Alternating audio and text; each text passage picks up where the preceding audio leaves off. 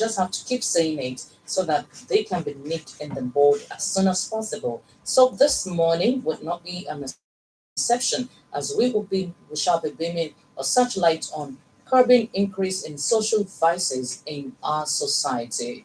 Social vices are behaviors, actions that happen to individuals and society as a whole.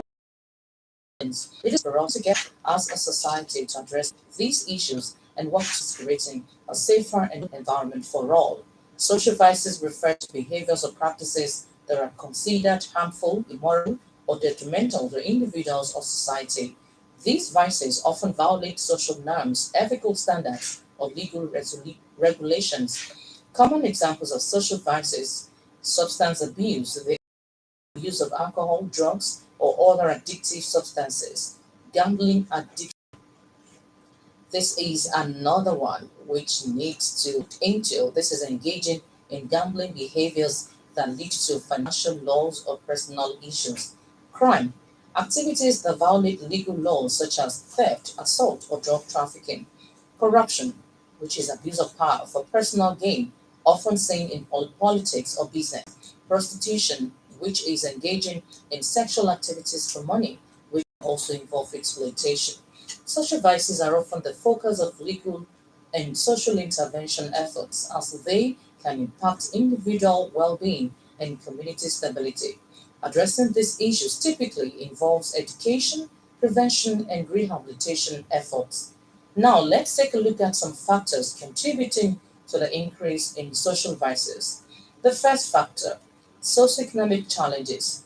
Poverty, unemployment, and lack of access to basic resources can drive individuals to engage in social vices as a means of survival or coping with difficult circumstances. Another factor: breakdown of family units. Weak family structures and lack of parental guidance can contribute to the vulnerability of individuals, especially young people, to social vices. Influence of media and peer pressure is another factor. This is the portrayal of which can lead individuals to mimic harmful actions. Mental health issues is another great factor. Undiagnosed or untreated mental health conditions can also contribute to individuals engaging in social vices as a way to self medicate or cope with their struggles. Strategies to address increase in social vices. Let's take a look at education and awareness. Education and awareness programs to inform individuals about the negative impacts of social vices on themselves and their communities. Another strategy: strengthen family units. Support initiatives that strengthen family bonds and promote positive parenting practices to create a supportive environment for individuals to thrive. Community engagement. Encourage community involvement through events, workshops, and campaigns that promote positive values and behaviors. Law enforcement and justice system. Ensure that law enforcement agencies are equipped to address social vices effectively and that the justice system holds individuals accountable for their actions. Mental health support. Provide accessible mental health services for individuals struggling with mental health issues to prevent them from turning to social vices. Youth empowerment. Invest in programs that empower young people with skills, education, to prevent them from engaging in social vices. Collaboration and partnership. Foster collaboration between government agencies, non-profit organizations, businesses, and community groups to work together in addressing social vices. Addressing the increase in social vices in our society. That is why we have in our midst today in Popola to explain the effects of social vices in our society and how to curb the menace. To have you. Good morning, Venerable. Good morning. It's my pleasure to be on the channel this morning.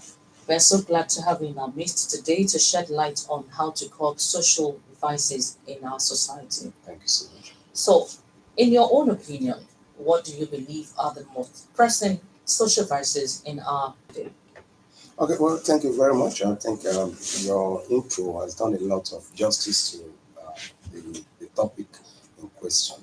There's no doubt that today we are in this challenge of increase in social vices, and if you look at it, you can segregate it into two or three. Uh, those ones that affect the children, those ones that affect the young adults, and those ones that affect the adults themselves. Um, and I think basically, we're talking about youth. The greatest challenge we have now is the drug addiction. Drug addiction, the part of, and this cut across all the three sectors that I've mentioned. We have it within the children, we have within the, you know, our young adults, and even our adults. So we have that. And of course, where you have issue of drug addiction, it's naturally will catapult into increase in crime because it serves as an energizer. So we have drug addiction, we have this quest for quick money, which leads to ritual killing, gambling, and then the internet fraud, commonly called 419. We have that also. These are vices, and of course, the breakdown in family value has also led to increase in prostitution, both for both married and unmarried. We have a lot of them now going on, and it's almost becoming a norm rather than a normal situation. So all this we have that. Then we'll come to the issue of the adults, for example, especially in business and in politics. The greatest one we have is corruption and using abuse of power, using your position to amass wealth, things that are meant for the common good of everyone, honored one way or the other for personal use. And of course, this lead naturally to the fact that there will be a lot of agitation because once the, the things that people expect from the government is not coming, naturally they will agitate. And of course, this will also lead to people, working honestly to start looking at, other ways of making it because they will look at it that maybe after spending 30 or 35 years in service, what do I have to to show for it? You see people leaving service 10 years, 50 years after leaving service, they are here to get their entitlement and they have to survive. So all these things are, you put all of them together so that it's motivated and the approach to solving them must also, be tackled from different angles. All right, our guest this morning, Reverend Samson Popola, is still very much with us and very important issues we've been talking about. Reverend, you mentioned something important which I want us to go over it because I didn't understand it.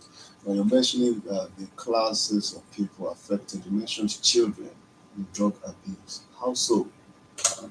Of course, that's an emerging trend now. You go to primary schools, you find pupils in primary school now being lured into cultism, and then you have so many of them.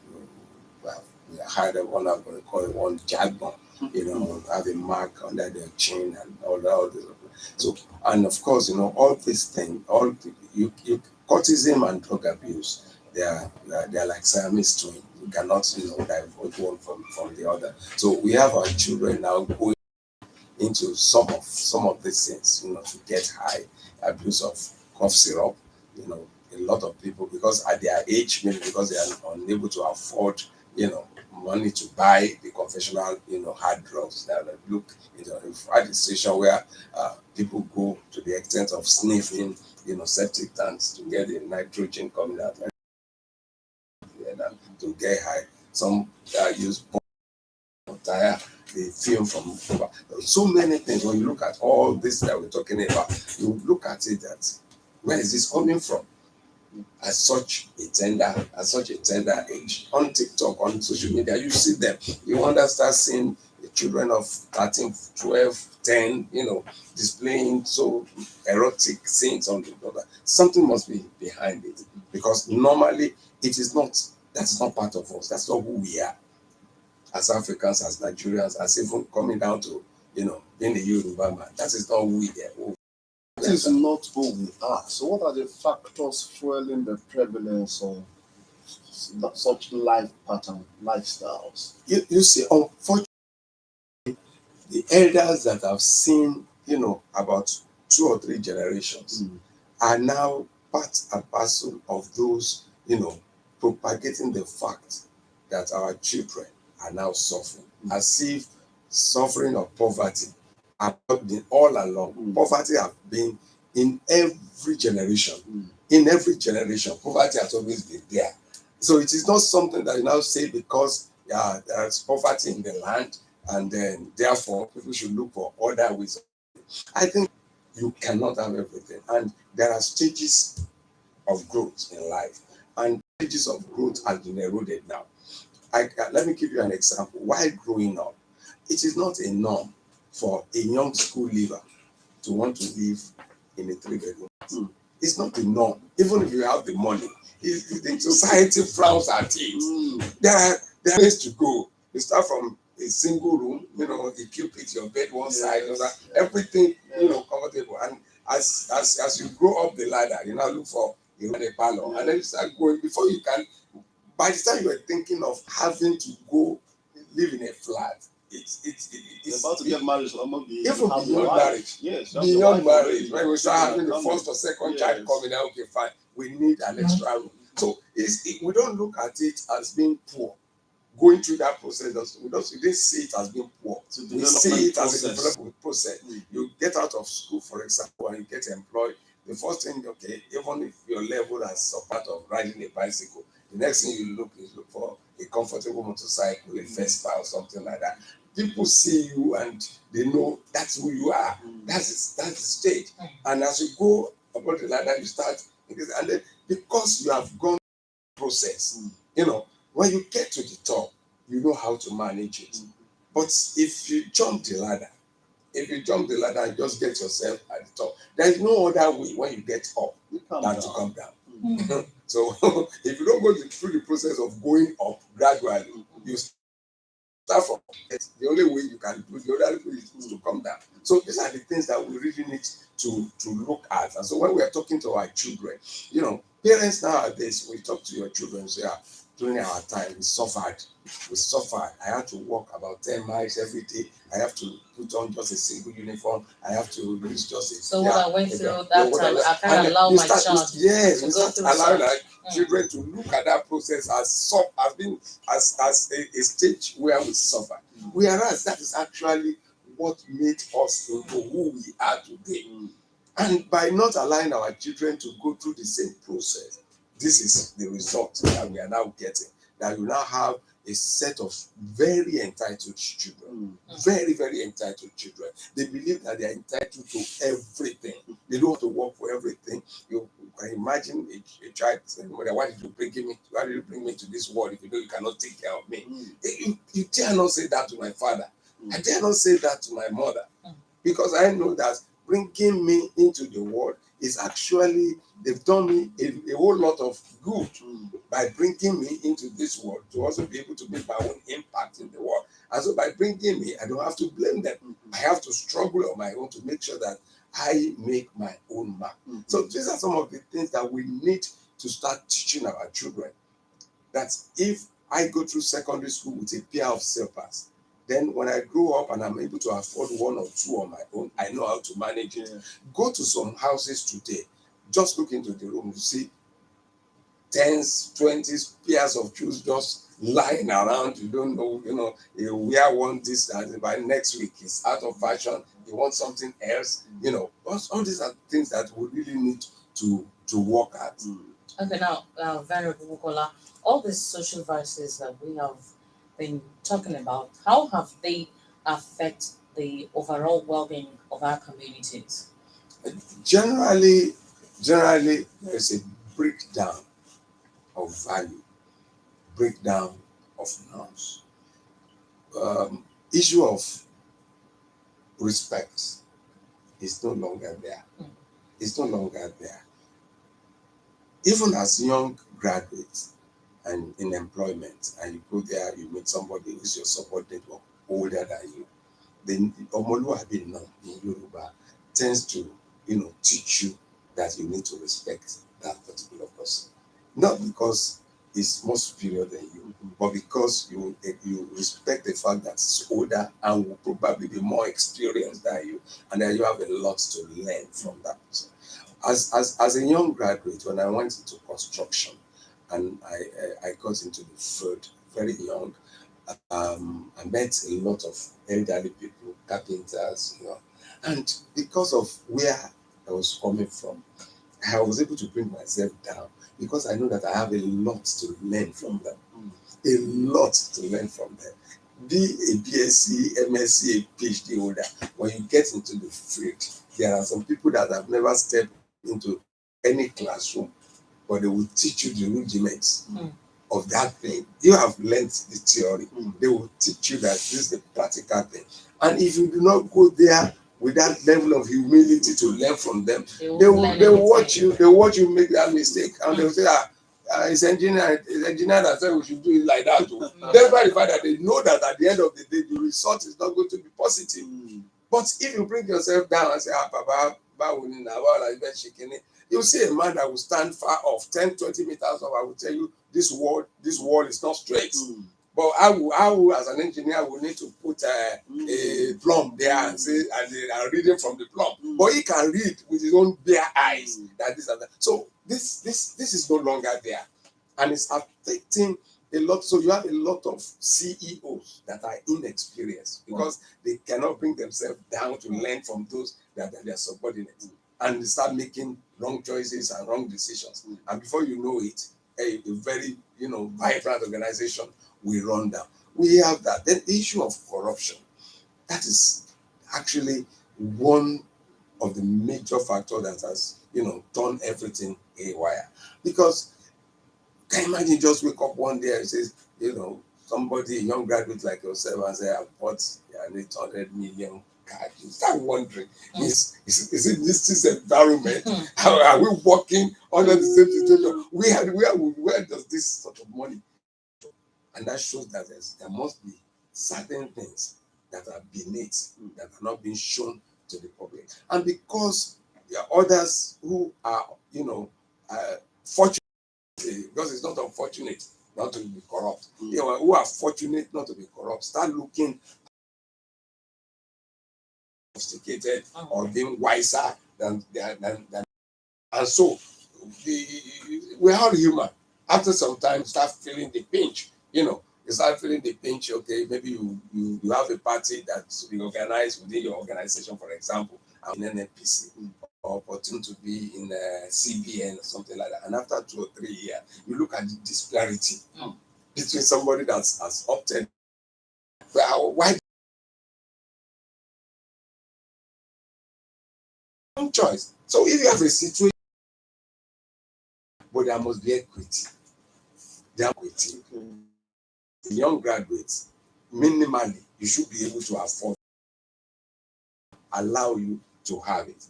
If you are else, it's just going to be an addition. You may live in your 3-bedroom flat in Lekki, while I'm living in Kenya, for example, but we are still living within the same place. Not somebody living in Okokomaiko and like somebody else in Banana Island. So those are the things those are the issues. Oh, interesting.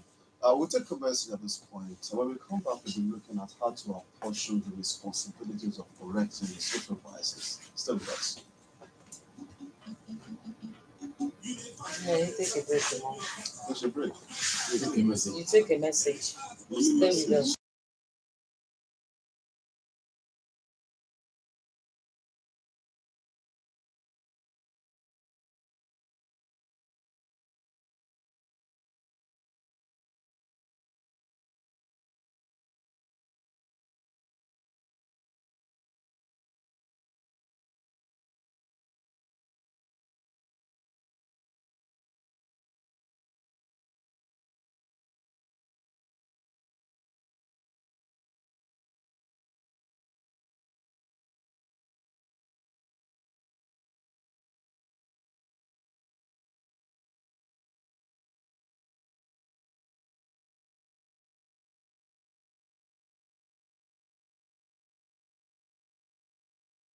OGBC. We have as guest this morning Venerable Samson Ola, PCLC chairman.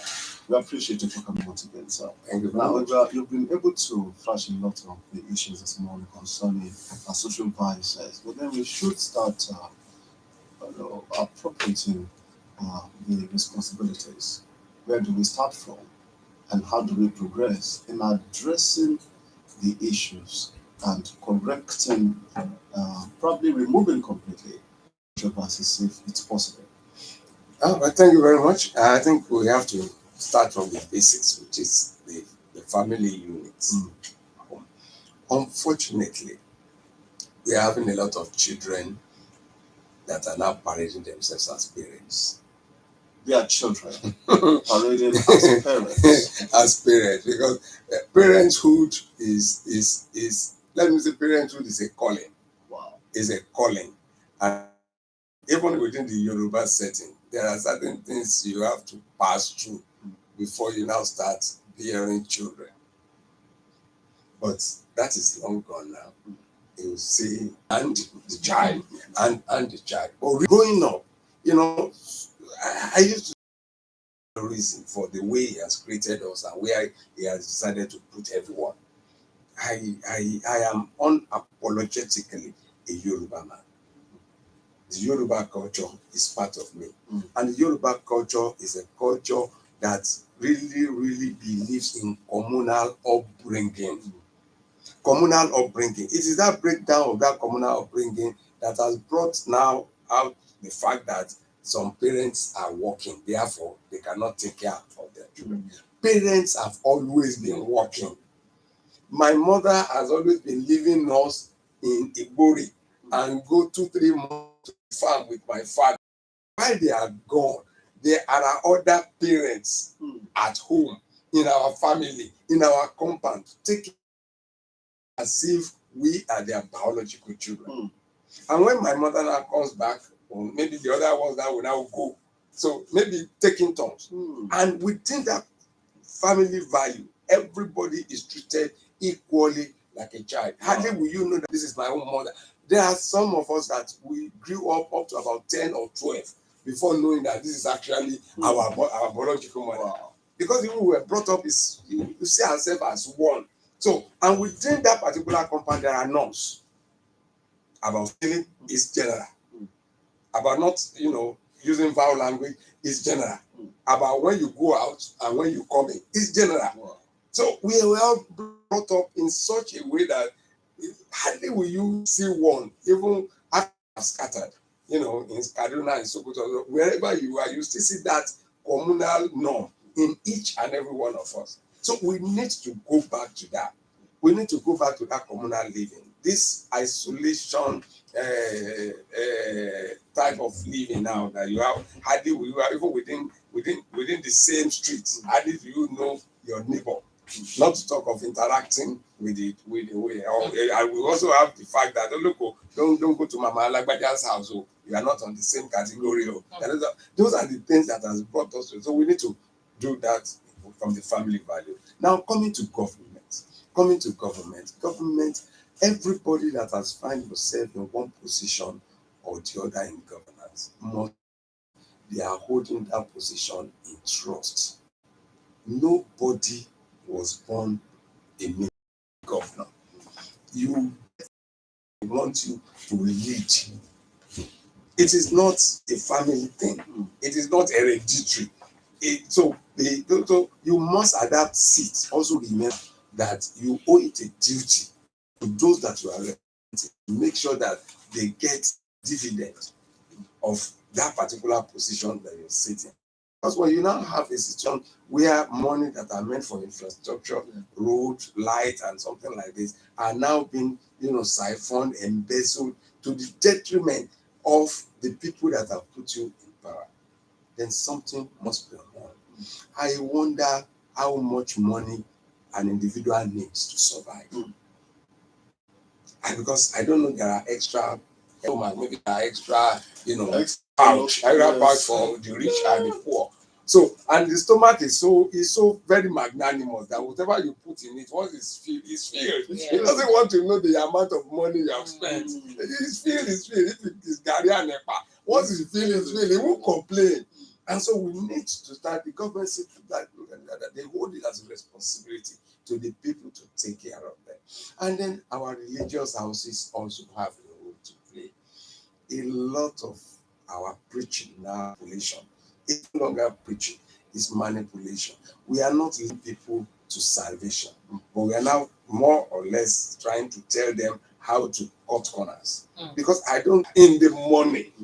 So how economically, is reasonable is that?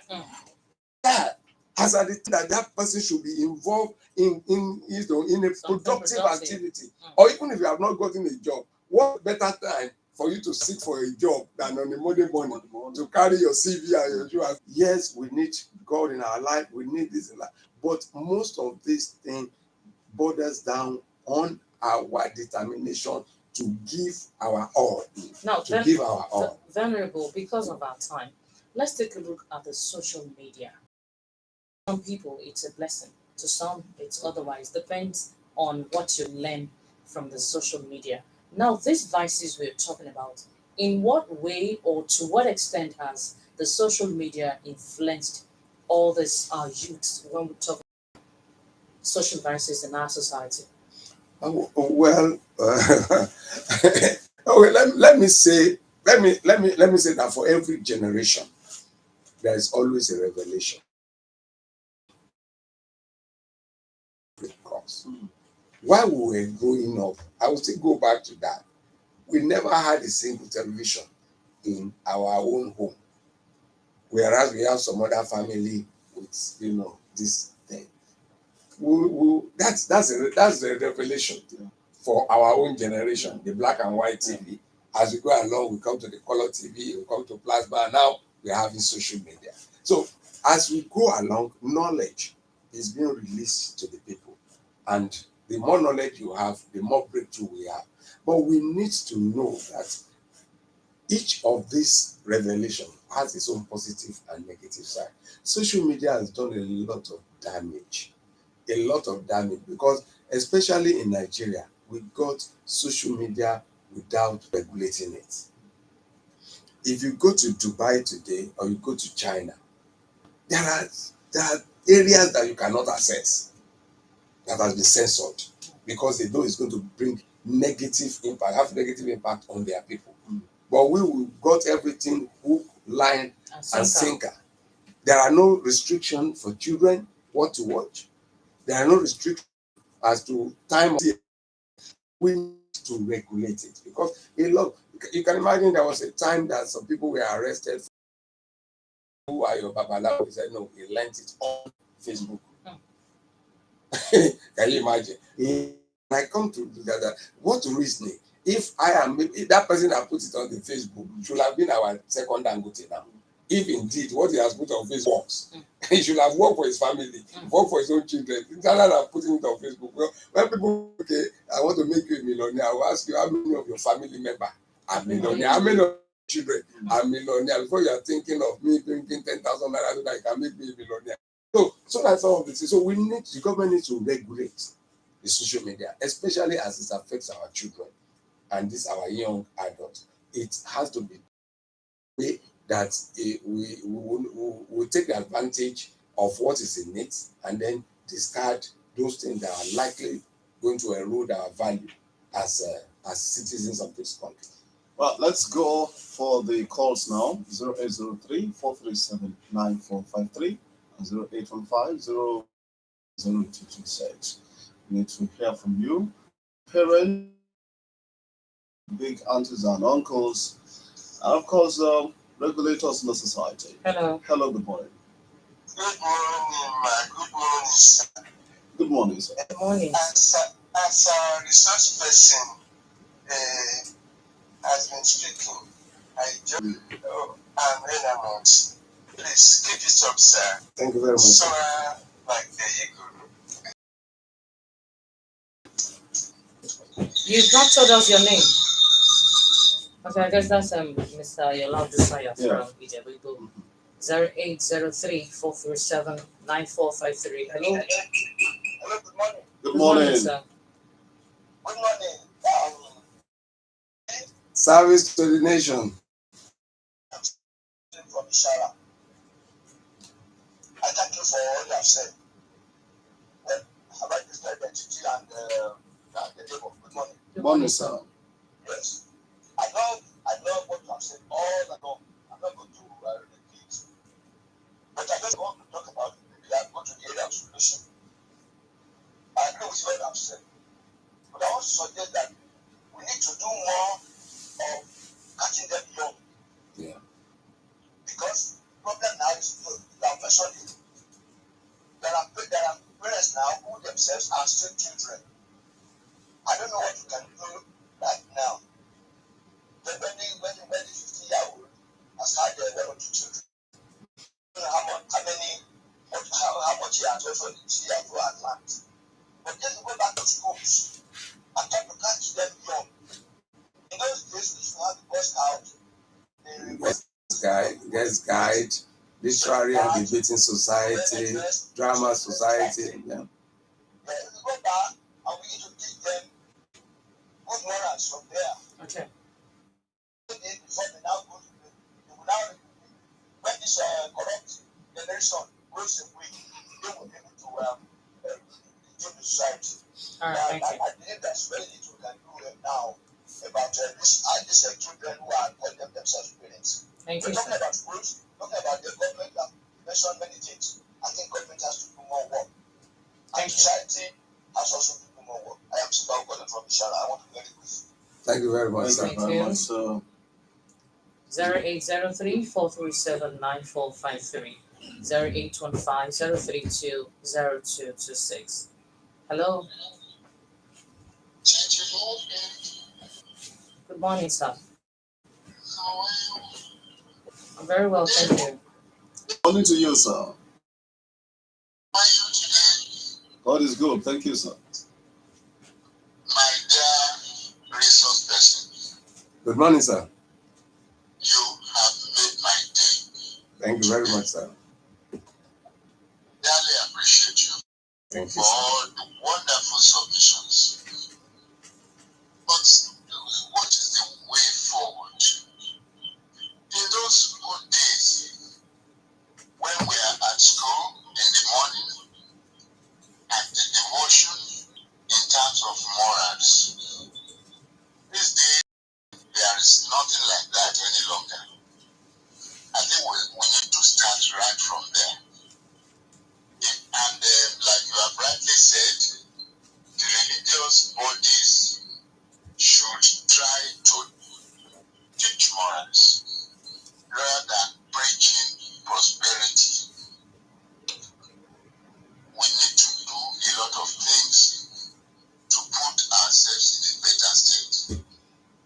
But how do we curb this corruption?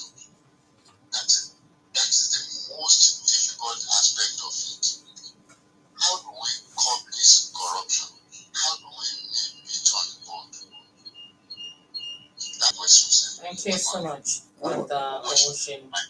Thank you, sir. Thank you, sir. I think curbing corruption is the duty of every one of us. For as long as we continue to see our political as in gods that cannot be questioned, that cannot be touched, we will continue to have this issue. But if we rise up as citizens of this country and we ask questions in terms of allocation of fund, we ask questions as to the results that we are getting from it. There is no point that if a contractor is working on a road in your community, it behoves on that community to go to the Ministry of Works and ask for the are we expecting. What have you paid this contractor to do for us in our community? Is it supposed to use 2 inches of concrete or 4 inches of concrete? Has it been paid for? So that that particular community can monitor and ensure that they are getting value for their money.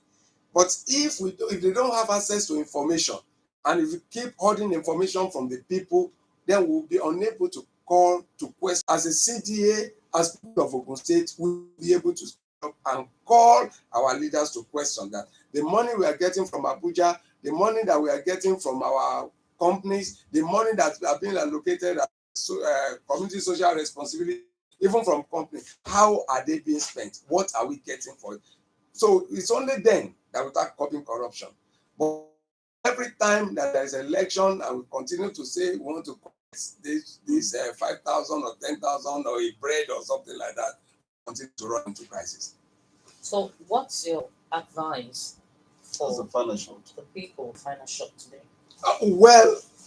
My final short is the fact that when we talk about this social menace, there are no positive side to it. It is eroding our family value. It is making some parents question their parenthood. That have I failed as a father? Have I failed as a mother? So we need to work on it from the family value, from the family sector, from the community, from the religious sector, up to the government. Every one of us have gotten to rise up and see this as a that needs communal and a joint solution. Thank you. And if we are looking for solution, we all must be part of the solution. Is there's this popular Yoruba Kuala Longombe. Bí Nàìjíríà ṣe dà yìí. But Venerable Samson Popola, thank you. You've made our day this morning. Thank you so much. Has been our guest, Venerable Samson Popola, Chairman, Police Community Relations Committee, PCRC. And this morning, we've talked about curbing in social vices and as parents, as religious leaders. Let us all do the needful to curb these social vices, to nip them in the bud, because at the end of the day, may even not before our children at the end of the day, if the needful is not done as a matter of urgency. And of course, we want to appreciate production crew.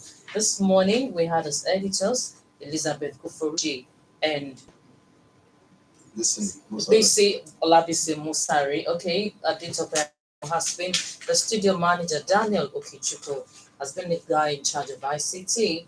And we want to appreciate the man that accompanied our guest this morning, Mr. Tunde Odeyemi. This is the production of Shola Onide. My name is Titilope. Awobajo. Stay blessed. It's only to say